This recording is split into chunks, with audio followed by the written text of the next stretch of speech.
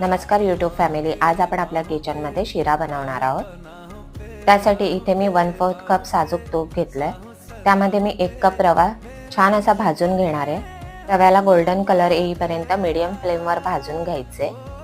यामध्ये मी काजू, बदाम, मनुके ॲड करून भाजून घेणार आहे। इथे मी 2 कप दूध आणि 1 कप पाणी ॲड करून गरम करून घेतलंय। ते मी रव्यामध्ये ओतून एक वाफ काढून घेणार आहे। तुम्ही पाहू शकता रवा मस्त असा फुलला आहे। आपण व्यवस्थित ढवळून घेऊया। त्यामध्ये मी पाऊण कप साखर आणि 1 चमचा वेलची पावडर ॲड करून चांगलं परतवून घेऊन एक वाफ काढून घेणार आहे। वरून 1 चमचा साजूक तूप टाकून चांगलं परतवून घेऊया। शिरा इथे तयार झालेला आहे।